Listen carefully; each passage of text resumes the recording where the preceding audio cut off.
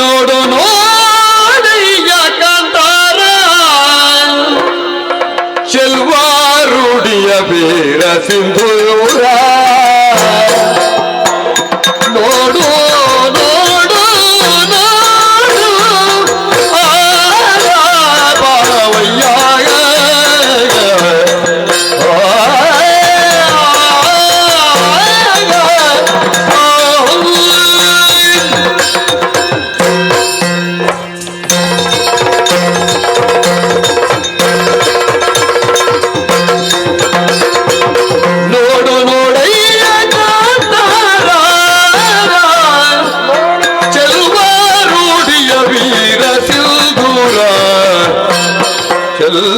ವರುಡಿಯ ವೀರ ಸಿಂಧೂರ ಬಾವಯ್ಯ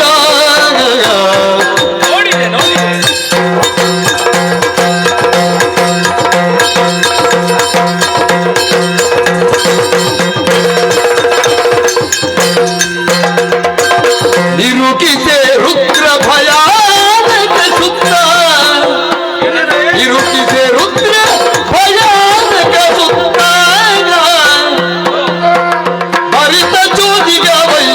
ವಿಸ್ಮಯ ಚಿತ್ರ ಉರಗ ಸಂತಾನದ ಅಗಣಿತ ಹುತ್ತ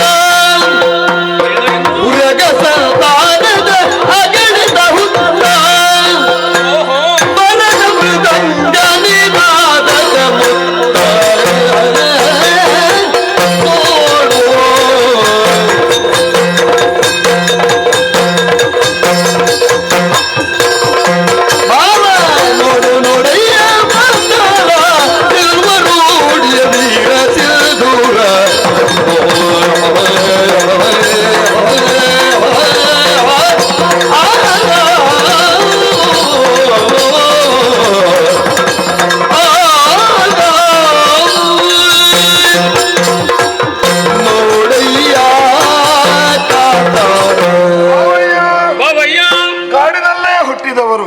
ಕಾಡಿನಲ್ಲೇ ಬೆಳೆದವರು, ಕಾಡಿನಲ್ಲೇ ಜೀವನವನ್ನು ಸಾಗಿಸಿದವರು.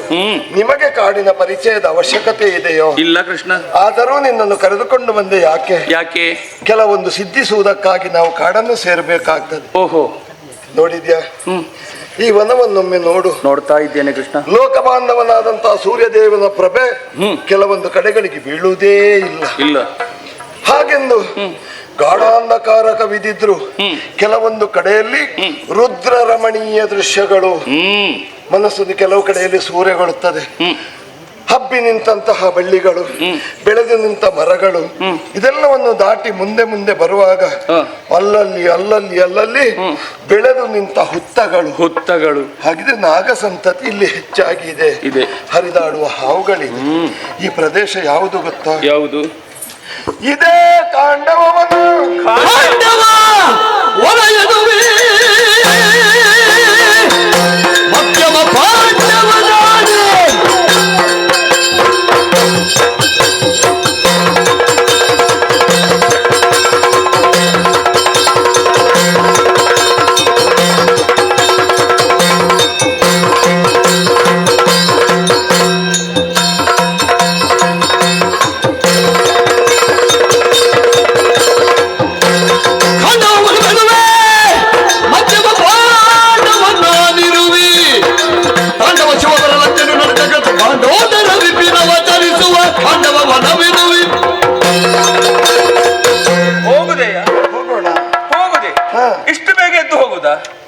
ಏನು ಮಾಡುವ, ಇಷ್ಟು ಕುಳಿತದ್ದೇ ಹೆಚ್ಚು.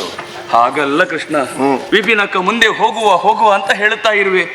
ಅಲ್ಲಲ್ಲಿ ನನ್ನನ್ನು ನಿಲ್ಲಿಸಿ ಹೆದರಿಸ್ತಾ ಇರುವೆ. ನಾನೇನು ಮಗುವ?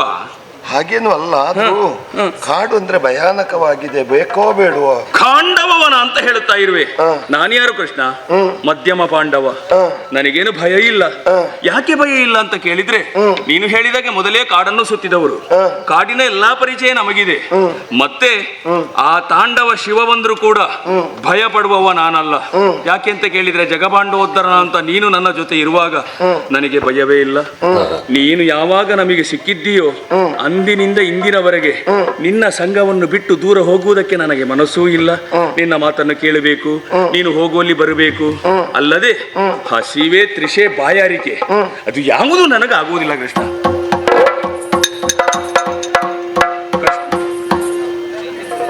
ಏನಾಯ್ತು ಕೃಷ್ಣ? ನಿನಗೆ ಬಾಯಾರಿಕೆ ಆಗುವುದಿಲ್ಲ, ನನಗೆ ಬಾಯಾರಿಕೆ ಆಗಿ ತಡಿಲಿಕ್ಕೆ ಆಗುವುದಿಲ್ಲ. ಬಾಯಾರಿಕೆ ನೀರು ಕುಡಿಬೇಕು ಅಂತ ಆಸೆ ಆಗ್ತದೆ. ಇಲ್ಲೆಲ್ಲಿದೆ ನೀರು? ಹತ್ತಿರದಲ್ಲಿ ಎಲ್ಲಾದ್ರೂ ಸಲಿಲವಿದ್ದರೆ ನಾನು ಕುಡಿದು ಬರಲಿ. ನೀನೇ ಹೇಳುತ್ತಾ ಇರುವೆ ಭಯಾನಕ ದೃಶ್ಯ ಇಲ್ಲಿ ಅಂತ. ನೀನು ಇಲ್ಲಿ ಇರು, ಬೇಗ ಬೇಗ ಬಾ, ಬೇಗ ಬೇಗ. ಅನಲದಿದ ವೇಷದಿಂದ ಕೌಂತೆಯನನ್ನು ಕಂಡು ಬಳಿಗೆ ಬಂತ. ಅನಲದಿದ ವೇಷದಿಂದ ಕೌಂತೆಯನನ್ನು ಕಂಡು ಬಳಿಗೆ ಬಂತ. ಘನವೀರ ಉಪಚರಿಸಿದ ಆಗಮನ ಸಮವತನು ಹೊರಗು ಬಂದ. ಬಹಳ ಸಂತೋಷ, ಬಹಳ ಸಂತೋಷ. ಯಾಕೆ? ಈ ಕಾನನದಲ್ಲಿ ನಾನು ಒರುವನೇ ಇದ್ದೇನೆ. ಈ ಬಂಡೆಯನ್ನು ಏರಿ ವಿಶ್ರಾಂತಿ ಪಡೆದುಕೊಳ್ಳುತ್ತಾ ಇದ್ದೆ. ಆ ಹೊತ್ತಿಗೆ ಪಾರ್ಥ ಪಾರ್ಥ ಎನ್ನುವಂತ ಹೆಸರು ಕೇಳಿತು. ಯಾರು ಕರೆಯುತ್ತಿರುವವರು? ನೋಡಿದ್ರೆ ನೀವು ಬ್ರಾಹ್ಮಣೋತ್ತಮರು. ವಂದಿಸಿಕೊಂಡಿದ್ದೇನೆ. ಶುಭವಾಗಲಿ, ಶುಭವಾಗಲಿ. ಅಲ್ಲ, ಅವಸರ ಅವಸರವಾಗಿ. ಹೌದು, ಇನ್ನು ಅವಸರ ಮಾಡದಿದ್ರೆ ಮತ್ತೆ ಯಾವಾಗ? ಸ್ವಾಮಿ, ಅದಿರ್ಲಿ. ಈ ಘೋರವಾದಂತಹ ಕಾನನಕ್ಕೆ ಬಂದಿದ್ದೀರಿ. ಯಾಕೆ ಬಂದಿದ್ದೀರಿ ಅಂತ ಗೊತ್ತಿಲ್ಲ. ನಾನು ನಿಂದೇನಾದ್ರೂ ಆಗಬೇಕೇ? ಅಸಮಶೂರನೆಂದು ಬಲ್ಲೆ ಕನಕ ಧನವನು.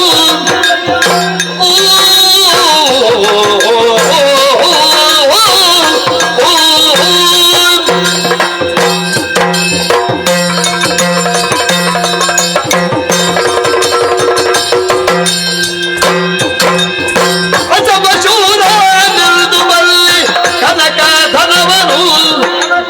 ಕುಶಲದಿಂದ ಬೇಡಲಾರಿ ಕೇಳು ಮಾತನು. ಹಸಿದು ದೆಸೆಗೆ ತಿರುಗಿ ಬೆಸದಿ ಸೋತೆ ಬೇಗಕ್ಕೆ. ಅಶನದಿರವ ಕೇಳಿ ಭಾಷೆ ಕೊಡಲು ನಂಬಿಕೆ.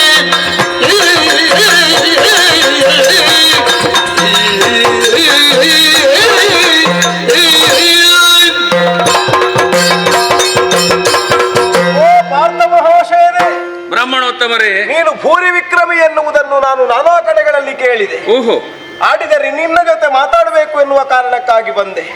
ನನ್ನ ಹೆಸರು ಜಾತವೇದ ಎನ್ನುವ ಹಾಗೆ. ಜಾತವೇದ ಒಳ್ಳೆಯ ಹೆಸರೇ. ಬಡಾ ಬ್ರಾಹ್ಮಣಯ್ಯ. ಜಾತವೇದ ಎನ್ನುವಂತ ಒಳ್ಳೆಯ ಹೆಸರನ್ನು ಇಟ್ಟುಕೊಂಡಿದ್ದೀರಿ. ಬಡ ಬ್ರಾಹ್ಮಣ ಅಂತ ಹೇಳುತ್ತಾ ಇದ್ದೀರಿ. ನಿಮ್ಮನ್ನು ಕಾಣುವ ಹಾಗೆ ಕಾಣುವುದಿಲ್ಲ. ಹೆಸರು ಗಟ್ಟಿ ಉಂಟು, ಬಾಕಿದ್ದು ಗಟ್ಟಿ ಇಲ್ಲ ಅಂತ. ಅಂದ್ರೆ ಹೌದು. ಅಯ್ಯಯ್ಯೋ ಅಯ್ಯಯ್ಯೋ ಅಯ್ಯೋ ಅಯ್ಯೋ ಅಯ್ಯೋ ದೇವರೇ ಅಯ್ಯೋ. ಈಗ ಪ್ರಾರಂಭ ಅಂತ ಆಗಾಗ ಆಗ್ತಾ ಇರ್ತದೆ. ಆಗಾಗ ಆಗಾಗ ಸ್ವಲ್ಪ ಮಾತಾಡುವಾಗ ಆರಂಭ ಆಗ್ತದೆ. ಅದು ಮದ್ದು ಮಾಡ್ಲಿಲ್ವ ಅದಕ್ಕೆ? ಎಂತದ್ದು? ಅಯ್ಯೋ ಹೊಟ್ಟೆ ನೋವು. ಮತ್ತೆ ಹೊಟ್ಟೆ ನೋವು ಆದ್ರೆ ನಾನು ವೈದ್ಯರ ಹತ್ತಿರ ಹೋಗುವುದಿಲ್ವಾ? ಹಾಗಿದ್ರೆ ಮತ್ತೆ ನಿಮಗೆ ಏನಾಗುತ್ತದೆ? ಏನು ಬೇಕು ನಿಮಗೆ? ಹಸಿವಯ್ಯ, ಹಸಿವು, ಹಸಿವೆಯ, ಬಾಯಾರಿಕೆ, ಬಳಲಿಕೆ. ನನ್ನಲ್ಲಿ ಬಂದದ್ರಿಂದ ಒಳ್ಳೇದಾಯ್ತು. ತಡ್ಕೊಳ್ಳಿಕ್ಕಾಗುತ್ತಾ ಇಲ್ಲ. ನನ್ನಲ್ಲಿ ಬೇಕಾದಷ್ಟಿದೆ ಸ್ವಾಮಿ. ಹಸಿವೆ ಅಲ್ವಾ? ಪಂಚಭಕ್ಷ ಪರಮನ್ನ ಬೇಕಾ ಅಥವಾ ರಾಜೋಚಿತವಾದಂತಹ ಊಟೋಪಚಾರ ಬೇಕಾ? ನನಗೆ ಊಟವೇ ಬೇಕು ಅಂತ ಆದ್ರೆ ಹೋದ ಕಡೆಯಲ್ಲಿ ಎಲ್ಲರೂ ಊಟ ಕೊಡುವುದಿಲ್ವಾ? ನನಗೆ ಆ ಊಟ ಅಲ್ಲ. ಹಾಗಿದ್ರೆ ಆಭರಣಗಳೇನಾದ್ರು? ಅಯ್ಯೋ, ಆಭರಣ ಅಲ್ಲ, ಬೇಕಾದದ್ದು ಊಟವೇ. ಆದ್ರೆ ಊಟ ಯಾವುದು ಅಂತ ಹೇಳಬೇಕು ಅಂತ ಆದ್ರೆ ನೀ ಮಾತು ಕೊಡ್ಬೇಕು. ನನ್ನಲ್ಲಿ ಮಾತು. ಪಾರ್ಥಿವ ಕುಲಕಲಿ ಪಾರ್ಥದ ಭೋಜೆಯೋ.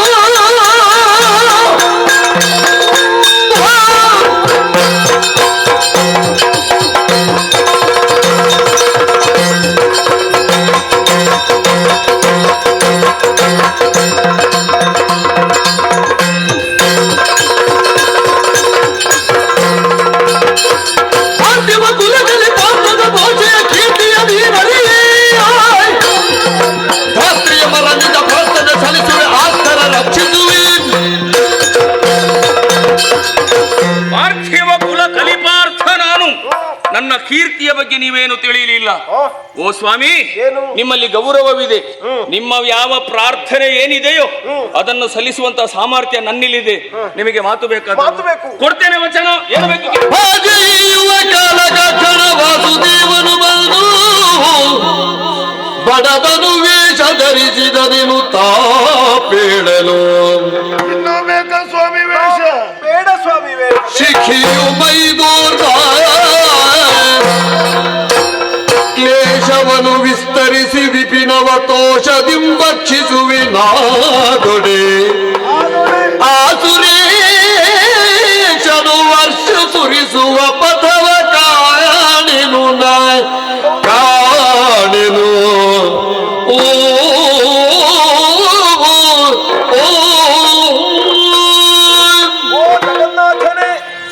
ಪಾವಕನೇ ದೇವ್ರೆ, ನಮಗೆಲ್ಲ ಅನಿವಾರ್ಯ ಪರಿಸ್ಥಿತಿಯಲ್ಲಿ ಬೇರೆ ಬೇರೆ ವೇಷ ಮಾಡಬೇಕಾಗ್ತದೆ. ದೇವತೆ ಆದ ನಿನಗೂ ವೇಷ ಮಾಡಬೇಕಾದ ಪ್ರಮೇಯ ಬಂತು ಸ್ವಾಮಿ. ಕೆಲವು ಬಾರಿ ನಿನ್ನ ಅನುಪಸ್ಥಿತಿಯಲ್ಲಿ ನಮ್ಮ ಉಪಸ್ಥಿತಿ ಬೇಕಾಗುತ್ತದೆ ನೋಡು. ಕಾರಣ ಉಂಟು. ಶ್ವೇತಕ್ಕೆ ಎನ್ನುವಂತಹ ಮಹಾರಾಜ 100 ವರ್ಷಗಳ ಕಾಲ ನಿರತ ಸತ್ರವನ್ನು ಮಾಡಿದ. ಅದರಿಂದ ಬಂದಂತಹ ಆ ಹವಿಸ್ಸನ್ನು ನಾ ಭುಂಜಿಸಿದೆ. ಪರಿಣಾಮವಾಗಿ ನನಗೆ ಅಜೀರ್ಣ ಎನ್ನುವಂತಹ ರೋಗ ಬಾಧೆ ಕೊಟ್ಟಿತಯ್ಯ. ಸರ್ವಭಕ್ಷಕನಾದಂತ ಅಗ್ನಿದೇವನಿಗೆ ಅಜೀರ್ಣ, ಗಂಗಾಜನಕನಿಗೆ ಬಾಯಾರಿಕೆ ಆಗ್ತದೆ ದೇವ್ರೆ. ಕೃಷ್ಣ, ನಿನಗೆ ಬಾಯಾರಿಕೆ ಆದದ್ದು ಸತ್ಯವ? ಅವನಿಗೆ ಅಜೀರ್ಣ ಆದದ್ದು ಹೌದು ಅಂತಾದ್ರೆ ನನಗೆ ಬಾಯಾರಿಕೆ ಆಗಿತ್ತು. ಎಲ್ಲ ಸರಿ ಆಗ್ತದೆ ದೇವ್ರೆ. ಹಾಗೆ ಈ ಅಜೀರ್ಣಕ್ಕೆ ಮದ್ದೇನು ಎನ್ನುವ ಹಾಗೆ ಅಶ್ವಿನಿ ದೇವತೆಗಳ ಮುಖವನ್ನು ನೋಡಿದ ಕಾಲಕ್ಕೆ ಅವರಾಡಿದ ಮಾತು ಖಾಂಡವನವನ್ನು ಸುಟ್ಟು ಅದರ ಧೂಮವನ್ನು ಅಗ್ರಾಣಿಸು ಎನ್ನುವ ಹಾಗೆ. ಅಗ್ನಿದೇವನಿಗೆ ಯಾರ ಅಪ್ಪಣೆ ಬೇಕೋ, ಅವಕಾಶ ಸಿಕ್ಕಿದ್ರೆ ಸಾಕಾಗುವುದಿಲ್ವ? ಸುಡಬಹುದಿತ್ತಲ್ಲ. ಆಗುವುದಿಲ್ಲ ದೇವ್ರೆ. ಮೇಘಾಧಿಪತಿಯಾದಂತಹ ಸುರಪಾಲ ತನ್ನ ಪ್ರಿಯವಾದ ವನವನ್ನು ಉಳಿಸುವುದಕ್ಕಾಗಿ ನಿರತ ವರ್ಷಧಾರೆಯನ್ನು ಸುರಿಸ್ತಾನೆ. ಹೌದಾ? ಬೇರೆ ಪಾಠ ಕಾಣುತ್ತಾ ಇಲ್ಲ. ಏನಾದ್ರೂ ಮಾಡಿ ಆ ವನವನ್ನು ಸುಟ್ಟು ನನ್ನನ್ನು ಉಳಿಸಬೇಕು ಅಂತ ಕೇಳ್ತೇನೆ. ಪಾವಕನೇ, ಅರ್ಜುನ ಮಾತು ಕೊಟ್ಟಿದ್ದಾನೆ. ಕೊಟ್ಟ ಮಾತನ್ನು ಯಾವತ್ತೂ ತಪ್ಪುವವನಲ್ಲ ಪಾರ್ಥ. ಆದರೆ ಏನು ಮಾಡೋಣ? ಏನು? ಒಂದು ಸಣ್ಣ ತೊಡಕಿದೆ ನಮಗೆ. ಹೌದು. ಏನು ಸ್ವಾಮಿ? ರಥವಿಲ್ಲ, ಕುದುರೆಗಳಿಲ್ಲ, ಆಯುಧಗಳಿಲ್ಲ, ಯಾವ ಸಿದ್ಧತೆಯೂ ಇಲ್ಲದೆ ನಾವು ಹೇಗೆ ಇದನ್ನು ಮಾಡಿಕೊಡು? ದೇವ್ರೆ, ನಾನಿಲ್ಲೂ ಅನುಗ್ರಹಕಾರ. ಪರಮಾತ್ಮ ಲಾಲಿಪುದು ದಿವ್ಯಾಶ್ವಸಂದನ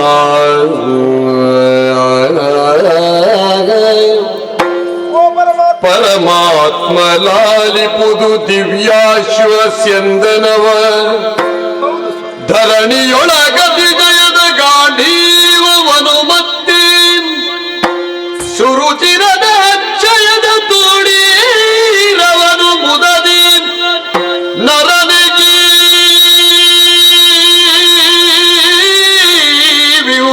ಸತ್ಯವೂ ಕರುಣಾಳು ಶ್ರೀ ಹರಿ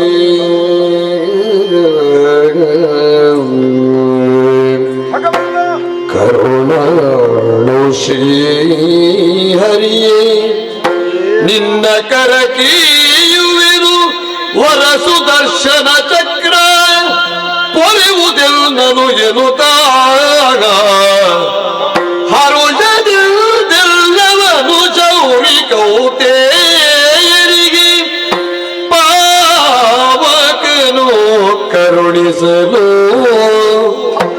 ಕರುಣಾಳು ಶ್ರೀಹರಿಯೇ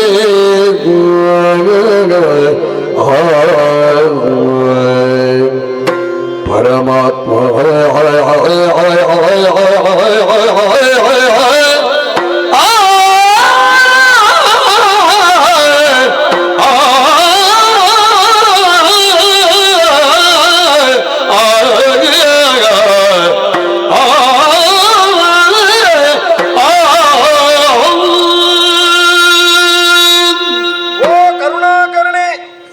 ವೇದನೆ ಕೆಲಸವೊಂದನ್ನು ಮಾಡುವುದೇವರೇ ಅಂತ ಆಡಿದ್ರೆ ನನ್ನ ಕೆಲಸಕ್ಕೆ ನಾನು ನಿನಗೆ ಸೌಲಭ್ಯಗಳನ್ನು ಒದಗಿಸಿಕೊಡಬೇಕು ಸ್ವಾಮಿ. ಕೆಲಸ ನಿಂದಲ್ವ? ಹೌದು. ನೀನು ಮನೆ ಕಟ್ಟುವಾಗ ನೀನೇ ಒದಗಿಸಿ ಕೊಡಬೇಕಲ್ಲದೆ ನಾವು ತಂದು ಹಾಕ್ಲಿಕ್ಕೆ ಆಗ್ತದೆ? ಆಗೋ ಸ್ವಾಮಿ, ಆಲೋಚನೆ ಮಾಡಿದ್ದಲ್ಲ. ಸಂಕಲ್ಪಿಸಿದ ಕಾಲಕ್ಕೆ ನೀನೇ ಆಡಿದ ಹಾಗೆ ಅಂಬರ ಪಥದಿಂದ ಧರೆಗೆ ಇಳಿಯುತ್ತಾ ಉಂಟು ದಿವ್ಯವಾದ ರಥ. ಹೌದು. ಅದಕ್ಕೆ ದಿವ್ಯ ಅಶ್ವಗಳ ಬಂಧನವೂ ಆಗಿದೆ. ಆ ರಥ ಭೂಮಿ ತೂಕದ ರಥ ಸ್ವಾಮಿ. ಭೂಮಿ ತೂಕ? ಹೌದು. ಭೂಮಿಯ ಮೇಲೆ ನಿಂತೀತು ನಿಲ್ಲುತ್ತದೆ. ಹೇಗೆ ಅಂದ್ರೆ ಈ ಭೂಮಿ ಎನ್ನುವಳು ಹೇಗೆ ಸಹನಾ ಸಂಪನ್ನೆ. ಸದಾಕಾಲ ಭೂಮಿಯಲ್ಲಿ ಅನ್ಯಾಯ ಅಧರ್ಮ ಅನೀತಿಗಳಾದವಾಗಲೂ ಭೂಮಿ ಎನ್ನುವಳು ಅದನ್ನೆಲ್ಲವನ್ನು ಸಹಿಸಿಕೊಳ್ಳುತ್ತಾ ಇರ್ತಾಳೆ. ಹಾಗಾದ್ರೆ ಭೂಮಿಯ ಧರ್ಮವನ್ನು ಉಳಿಸುವುದಕ್ಕೆ ಬರಬಹುದಾದ ರಥಕ್ಕೆ ಅಧರ್ಮದ ಘಾತಗಳು ಅನೇಕ ಬಾರಿ ಆದಾಗಲೂ ಈ ಧರ್ಮದ ರಥ ಸ್ಥಿರವಾಗಿ ಭೂಮಿಯ ಮೇಲೆ ನಿಲ್ಲುತ್ತದೆ. ಹಾಗಾಗಿ ಭೂಮಿಯಷ್ಟೇ ತೂಕವನ್ನು ಇದು ಹೊಂದಿದೆ ಅಂತ ಹೇಳಬಹುದು. ಮಾತ್ರವೇ ಅಲ್ಲ, ಈ ಧನುರ್ಧರನಾಗಿರಬಹುದಾದಂತಹ ಪಾರ್ಥನಿಗೆ ರಾಮ ನೀಡಿದಿರಬಹುದಾದ ಕೋದಂಡಕ್ಕೆ ಸರಿಸಮಾನವಾಗಿರಬಹುದಾದ ಗಾಂಧೀವ ಎನ್ನುವ ಧನುಸನ್ನು ನಾವು ಒದಗಿಸಿಕೊಡ್ತಾ ಇದ್ದೇವೆ. ಇನ್ನು ಮುಂದಕ್ಕೆ ಗಾಂಧೀವಧಾರಿ ಅರ್ಜುನ, ಅಗ್ನಿಯ ಪ್ರಸಾದ. ಸರಿ ಸ್ವಾಮಿ. ಮಾತ್ರವೇ ಅಲ್ಲ, ಪಾರ್ಥನಿಗೆ ಅಕ್ಷಯ ತೂಣೀರಗಳು ಎರಡನ್ನು ನಾನು ಕೊಡ್ತಾ ಇದ್ದೇನೆ. ಅಕ್ಷಯ ಅಂತ ಆದ ಮೇಲೆ ಎರಡು ಬೇಕೋ ಸ್ವಾಮಿ? ಒಂದು ಸಾಕಾಗುವುದಿಲ್ಲ. ತೆಗೆದೇ ಇದ್ದಷ್ಟು ಮುಗಿಯದೇ ಇರುವುದಕ್ಕೆ ಅದು ಅಕ್ಷಯ ಅಂತ ಹೇಳುವುದು ಅಲ್ವಾ? ಆದ್ರೂ ಎರಡು ಬೇಕು ಸ್ವಾಮಿ. ಇವ ಸವ್ಯಸಾಚಿ, ಉಭಯ ಹಸ್ತಗಳಲ್ಲಿಯೂ ಶರಪ್ರಯೋಗ ಮಾಡುವ ಚಮತ್ಕೃತಿಯನ್ನು ಹೊಂದಿದ್ದಾನೆ. ಹಾಗಾಗಿ ಎರಡು ತುಣೀರಗಳನ್ನು ನಾನು ದಯಪಾಲಿಸ್ತಾ ಇದ್ದೇನೆ. ನರನಿಗೆ ಎಲ್ಲವೂ ಬೇಕು ಸ್ವಾಮಿ. ನಿನಗೂ ಕೊಡಬೇಕು ಅಂತ ಆಲೋಚನೆ ಮಾಡುವುದು ನಾನು. ನೀನುಂಟಲ್ಲ, ಹೆಚ್ಚಿನವರು ಹೀಗಾಗಿ ಯೋಚಿಸ್ತಾರೆ, ಏನು ಅವರಿಗೆ ಕೊಡಬೇಕೋ, ಬಹುಶಃ ಯಾರೋ ಅಪಪ್ರಚಾರ ಮಾಡಿದ್ದಾರೆ ನನ್ನಲ್ಲಿ ಬೇಕಾದಷ್ಟು ಉಂಟು ಅಂತ. ಎಲ್ಲ ಸುಳ್ಳು ಅಪಪ್ರಚಾರ. ಕೊಡುವವರು ಖಂಡಿತ ಕೊಡಬಹುದು. ಹೇಗೆ ಅಪಪ್ರಚಾರ ಆಗ್ತದೆ ದೇವ್ರೆ? ಅದು ಸತ್ಯ ಅಲ್ವಾ? ಯಾವುದು ಸತ್ಯ? ನೀನು ಕೊಟ್ಟದ್ದೇ ತುಂಬಾ ಇಲ್ವಾ? ಗೋಪಾಲಕ ನಾನು, ನನ್ನಲ್ಲಿ ಏನಿದ್ದೀತು ಎಲ್ಲ ಬಂದ್ರೆ ತುಂಬಾ ಆದೀತು. ಹಾಗಲ್ಲ, ನೀ ಕೊಡುವುದು ಯಾವುದನ್ನು? ನೀನು ಒಳ್ಳೆಯ ದರ್ಶನವನ್ನು ಕೊಡುವುದು, ಸುದರ್ಶನವನ್ನು ಕೊಡುವವನು. ಹಾಗಾಗಿ ಭಕ್ತನಾಗಿ ನಿನಗೆ ನಾನು ಭಕ್ತಿಯಿಂದ ಅರ್ಪಿಸುವುದು ವರ ಸುದರ್ಶನ ಸ್ವಾಮಿ. ದೇವ್ರೆ, ಎಲ್ಲ ಕೊಟ್ಟಿದ್ದೇನೆ, ಕೆಲಸ ಆಗುತ್ತದಲ್ಲ? ಒಳ್ಳೆಯ ಕಾರ್ಯಕ್ರಮವನ್ನು ನಾವು ಕೊಡ್ತೇವೆ ಅಂತಲ್ವ ನಮ್ಮನ್ನು ಇಲ್ಲಿಗೆ ಅಷ್ಟು ಪ್ರೀತಿಯಿಂದ ಕರೆದದ್ದು. ಹೌದು. ಎಲ್ಲಾದ್ರೂ ನಿರಾಶೆ ಮಾಡಿದ್ರೆ ಅವರಿಗೆ ಎಷ್ಟು ಬೇಸರ ಆಗ್ಲಿಕ್ಕಿಲ್ಲ. ನೀವಿದ್ರೆ ಚಂದ ಆಗುತ್ತದೆ. ಯೋಚನೆ ಮಾಡಬೇಡ. ಒಂದೇ ಒಂದು ಜೀವಿಯು ಹೊರ ಹೋಗದ ರೀತಿಯಲ್ಲಿ ರಕ್ಷಣೆಯನ್ನು ನಾವು ಮಾಡ್ತೇವೆ, ಭಕ್ಷಣೆಯನ್ನು ನೀನು ಸೇರಿಕೊಳ್ತೇನೆ ಸ್ವಾಮಿ. ಅರ್ಜುನ, ಕಾಂಡಾವನಕ್ಕೆ ಯಾಕೆ ಕರ್ಕೊಂಡು ಬಂದೆ ಗೊತ್ತಾಯ್ತಾ? ಗೊತ್ತಾಯ್ತು. ಈಗ ನನಗೆ ಇನ್ನು ಕೆಲಸ ಇಲ್ಲ. ಸುತ್ತ ಬೇಲಿಯನ್ನು ಹಾಕಬೇಕು ಬಾಣದ್ದು. ಯಾವುದೇ ಪ್ರಾಣಿಗಳು ಓಡಿ ಹೋಗಬಾರದು. ಅವ ಭಕ್ಷಿಸಲಿ.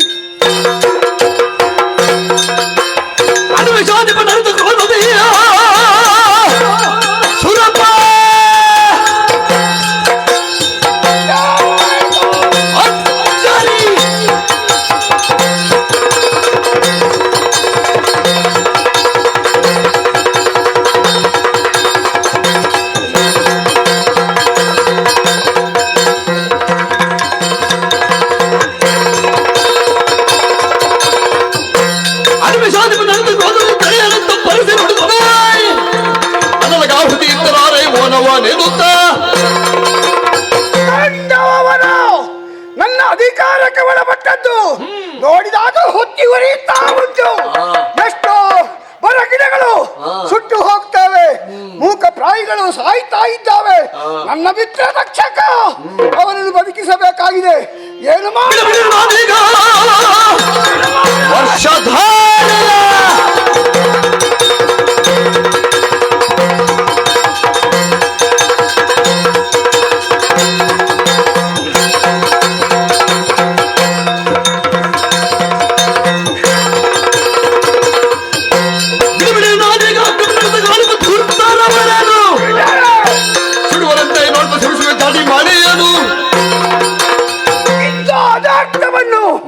ಮಾಡಿದವರು ಯಾರೇ ಆಗಲಿ ಅಂತವ್ರಿಗೆ ಮತ್ತೆ ಶಿಕ್ಷೆ ಕೊಡ್ತೇನೆ.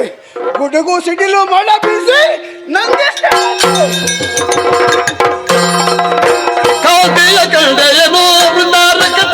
ಪಾಲಕನು ಕಾತರದೊಳಗಿಲ್ಲಿ ಸಂತತ ವರ್ಷವ ಪಂಥತಿ ಸುರಿದುವನು. ಅಗ್ನಿದೇವ ಪ್ರಜ್ವಲಿಸುತ್ತಾ ಇದ್ದಾನೆ, ಭಕ್ಷಿಸುತ್ತಾ ಇದ್ದಾನೆ. ನಿಜ. ಒಂದೆಡೆಯಲ್ಲಿ ಪ್ರಜ್ವಲಿಸಿದ್ರೆ ಮಗದೊಂದೆಡೆಯಲ್ಲಿ ಮುಸಲಧಾರೆಯಂತೆ ಮಳೆ ಸುರಿಯುತ್ತಾ ಇದೆ, ಬೆಂಕಿಯೆಲ್ಲ ನಂದುತ್ತಾ ಇದೆ. ಈ ರೀತಿಯಾಗಿ ಮಳೆ ಸುರಿಸುವವ ಯಾರವ? ನಿನ್ನ ಅಪ್ಪ ದೇವೇಂದ್ರ ಅಂತ ಹೇಳಿ. ಸುರಪ್ಪ, ನೀನೊಂದು ಕೆಲಸ ಮಾಡು. ಏನು ದೇವ? ಬಾಣಗಳ ಮೂಲಕವಾಗಿ ಚಪ್ಪರವನ್ನು ಮಾಡಿ ಒಂದೇ ಒಂದು ಬಿಂದು ಜಲ ಭೂಮಿಗೆ ಬೀಳದ ಹಾಗೆ ಮಾಡಬೇಕು. ಅಪ್ಪಣೆ.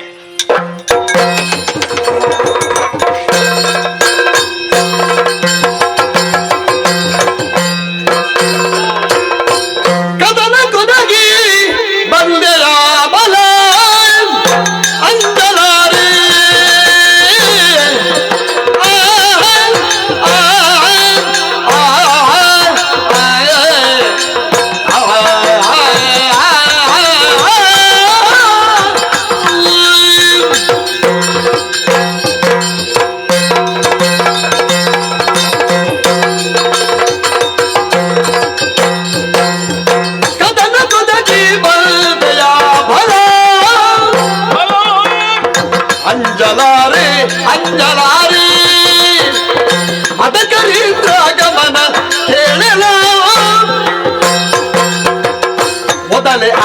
ನಿನಗಿತ್ತೆ ವಚನ ಮುದಲಿ ಬಡಿಸಾಲೆಂದು ವಿಪಿನ ಪದುಮನಯನ ನಿಗನು ಸಾರಥಿ ಧರ್ಮ ನೀತಿ ಹಣವರಿತು ನಡೆಯು ಸುರಪತಿ